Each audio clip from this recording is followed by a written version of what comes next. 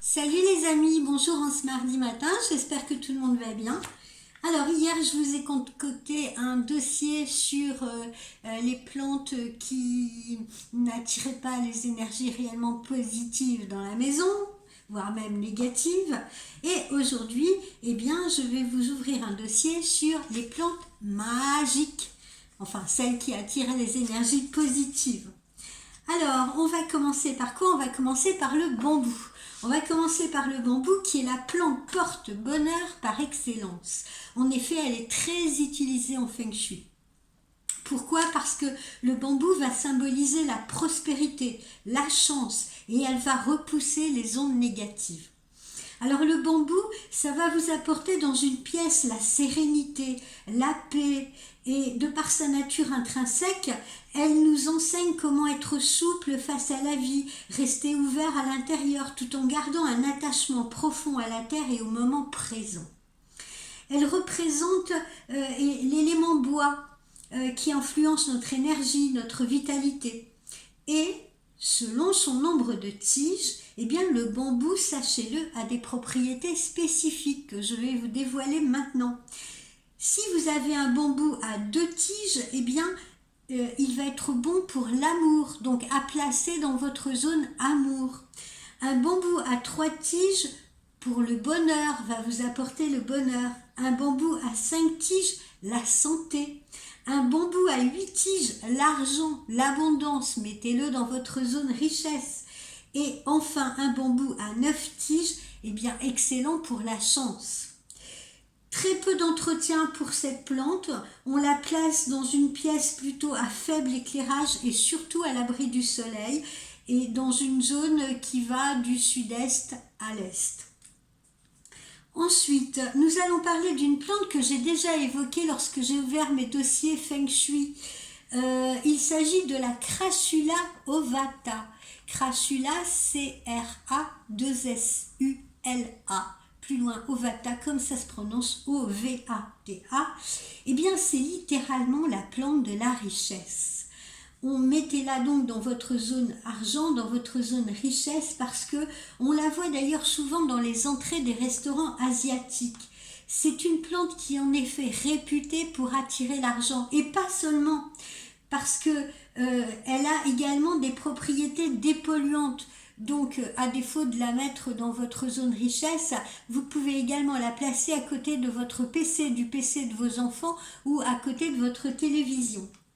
C'est une plante qui grandit rapidement, c'est pourquoi il faudra veiller à ce que sa croissance ne soit jamais altérée en choisissant la bonne taille de pot qui lui conviendra. Elle est à placer au sud-est et est de votre logement avec un arrosage peu fréquent, environ toutes les 2 semaines. Essayez de la placer plutôt dans un angle et à la lumière naturelle, bien évidemment. Ensuite, nous allons poursuivre avec la sauge. La sauge était utilisée pour se débarrasser des émotions négatives, est utilisée, je ne sais pas pourquoi je dis était, est toujours utilisée pour se débarrasser des émotions négatives telles que la peur, l'anxiété. Pourquoi? Parce que les propriétés purificatrices de cette plante annihilent ce genre d'émotions parasites.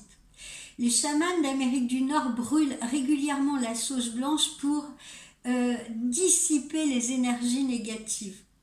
Elle est également utilisée comme remède de par ses propriétés qui sont antibactériennes, antifongiques, antiseptiques et antispasmodiques. Ne surtout pas la placer dans des zones sèches. Envisagez plutôt des zones ombragées, voire avec un terrain un peu humide. Ensuite, poursuivons avec une petite plante que nous connaissons tous, que nous apprécions tous, sur nos tomates mozza, dans nos pâtes, etc. C'est le basilic. Le basilic qui était appelé au Moyen-Âge Corona Regia, c'est-à-dire couronne royale. Pourquoi? Parce que c'est une plante qui est très utilisée, qui était très et qui l'est toujours à des fins médicinales et spirituelles. Actuellement, d'ailleurs, on l'utilise beaucoup dans la médecine ayurvédique. C'est une plante qui expire de l'air purifié, d'accord? Donc, elle rejette de l'air purifier.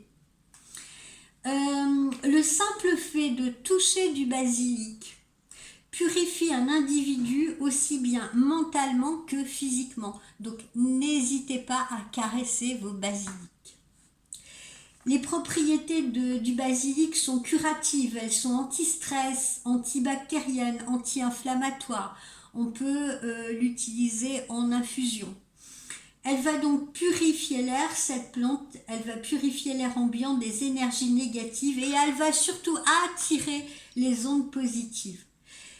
Le basilic est à placer plutôt au nord, à l'est ou au nord-est de votre logement. Ensuite, nous allons parler d'une très jolie plante qui s'appelle l'orchidée. L'orchidée, c'est un symbole de fertilité. Elle symbolise la quête de perfection dans tous les domaines de la vie. L'abondance, la croissance spirituelle, la beauté, la pureté, l'amour. Du reste, n'hésitez pas à placer votre orchidée ou à placer une orchidée dans votre zone amour. Dans les cultures anciennes, figurez-vous qu'on l'offrait à la jeune mariée en porte-bonheur pour une vie maritale épanouie. L'orchidée va absorber le dioxyde de carbone et va libérer de l'oxygène. Elle convient donc à toutes les pièces de la maison, y compris et surtout les chambres. Elle doit toujours avoir une terre légèrement humide. Ensuite, on va poursuivre avec le lys de la paix. Vous savez, cette belle fleur blanche. Le lys permet la bonne circulation de l'énergie dans une pièce. C'est un moyen efficace de purifier l'air intérieur. Elle va neutraliser également les polluants émis par les tapis, ou les peintures, ou les vernis à bois, ou toutes sortes de matériaux. Ces polluants qui peuvent, vous savez, irriter la gorge, perturber le sommeil, causer des maux de tête. Donc, mettez des lys chez vous et ça convient à toutes les pièces. Ensuite, une petite plante grasse que vous connaissez tous, c'est l'aloe vera. L'aloe vera va améliorer la qualité de votre sommeil. N'hésitez pas donc à mettre une aloe vera dans votre chambre. Elle va libérer de l'oxygène durant la nuit. Et puis pour terminer, je vais vous parler d'un arbre également bien connu qui s'appelle le margousier ou le nîmes, N2EM. C'est un arbre à feuilles persistantes qui a la réputation d'être la plante médicinale la plus puissante au monde. Ces feuilles, grâce à ces feuilles, on va pouvoir traiter les poux, les maladies de peau, les plaies, les ulcères cutanés. Et puis, c'est un excellent répulsif anti-moustique en application externe. Et du reste, si vous êtes propriétaire d'animaux, de chats ou de chiens, et que vous utilisez des pipettes naturelles ou des colliers naturels, eh bien, vous pourrez remarquer dans leur composition, la plupart ont du margousier. Voilà. Puisque j'étais en train de parler des propriétaires de chiens ou de chats, j'attire évidemment sur votre attention, si vous voulez, à consulter Google, parce que je n'allais pas vous faire, la liste est trop longue, si vous voulez, des plantes ou fleurs qui peuvent être toxiques et très dangereuses pour vos chiens et vos chats. D'accord, donc soyez extrêmement vigilants avec ça. Il y a des plantes en revanche qui ne sont pas du tout dangereuses pour vos chats, que vous pourrez avoir le loisir d'avoir en appartement. Je pense par exemple au palmyra, pachira, ce qu'on appelle l'arbre à monnaie, hein, si vous voulez le mettre dans votre zone argent, voilà, vous pouvez le faire sans souci.